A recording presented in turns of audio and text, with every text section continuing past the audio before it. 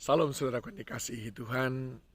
Paulus suatu ketika menuliskan betapa keinginan daging itu berlawanan dengan keinginan roh. Itu dia jelaskan di dalam Galatia pasal yang kelima, mulai dari ayat yang ke-16 dan 17. Maksudku ialah hiduplah oleh roh, maka kamu tidak akan menuruti keinginan daging. Sebab keinginan daging berlawanan dengan keinginan roh, dan keinginan roh berlawanan dengan keinginan daging, karena keduanya bertentangan. Sehingga kamu setiap kali tidak melakukan apa yang kamu kehendaki.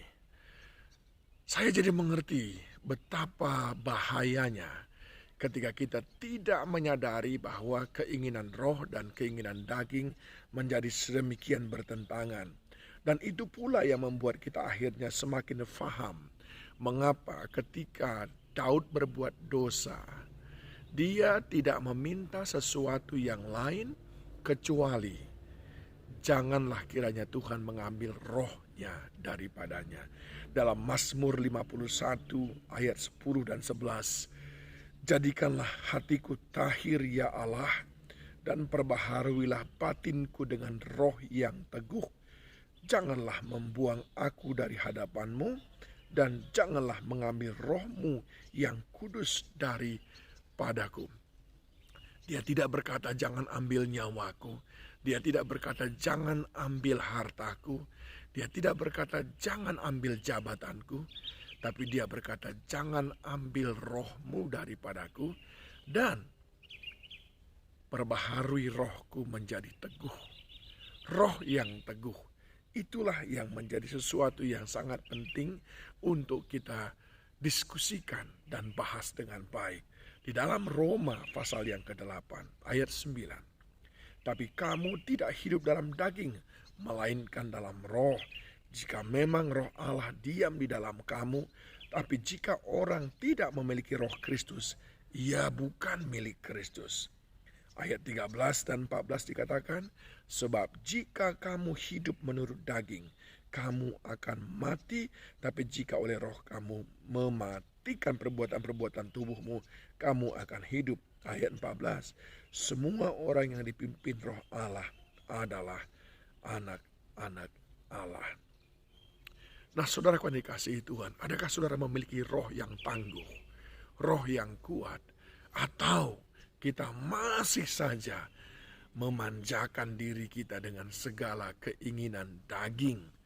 Jelas sekali orang yang mau hidup di dalam roh, dia tidak akan memberikan tempat bagi keinginan-keinginan daging untuk menguasainya. Mengapa? 1. Ayat yang ke-6 dari Roma 8. Karena keinginan daging adalah maut, sedangkan roh menghidupkan. Hati-hati saudaraku. Orang yang masih terus hidup dalam daging, mengejar keinginan-keinginan daging, baginya sudah tersedia maut. Tapi orang yang hidup mengejar keinginan-keinginan roh, daging kita boleh mati, tetapi roh kita tetap hidup. Yang kedua saudaraku, bahayanya kita mengejar keinginan daging, sebab keinginan daging adalah perseteruan terhadap Allah. Karena ia tidak takluk kepada hukum Allah, hal ini memang tidak mungkin baginya. Yang kedua, keinginan daging itu perseteruan dengan Allah. Allah itu roh. Kita tidak bisa menjangkau Allah. Kita tidak bisa mendekat kepada Allah ketika kita masih hidup dalam daging. Dan kita adalah musuh Allah. Bagaimana kita berharap kita diberkati olehnya? Bagaimana kita berharap hidup yang berkenan di hadapannya kalau kita berseteru dengan dia? Keinginan daging, maut. Keinginan daging, perseteruan dengan Allah. Dan yang ketiga saudaraku, ayat yang ke-8 dari Roma 8. Mereka yang hidup dalam daging tidak mungkin berkenan kepada Allah. Orang yang hidup dalam daging tidak mendapatkan perkenanan Allah, tidak mendapatkan God's favor. Saudara, sering sekali hidup kita ini sangat bergantung penuh kepada perkenanan Allah. Ketika semua orang dalam masa pandemi ini hidupnya berantakan, susah, kacau. Saudara justru sedang diberkati. Saudara membangun rumah yang baru. Saudara memiliki pengembangan usaha yang baru. Itu namanya perkenanan Allah. Tapi orang yang hidup dalam daging, tidak mungkin. Lalu mungkin saudara berkata, oh saya ada melihat orang yang sangat duniawi hidup dalam daging. Tetapi dia terus usahanya berkembang. Iblis pun bisa memberkati saudaraku. Jangan saudara terkecoh dengan hal itu.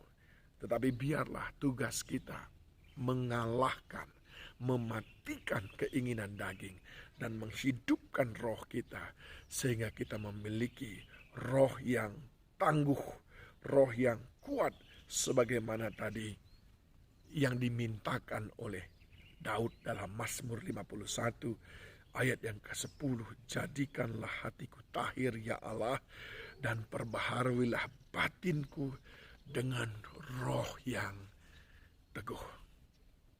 Matikan keinginan daging dengan keteguhan roh di dalam diri kita.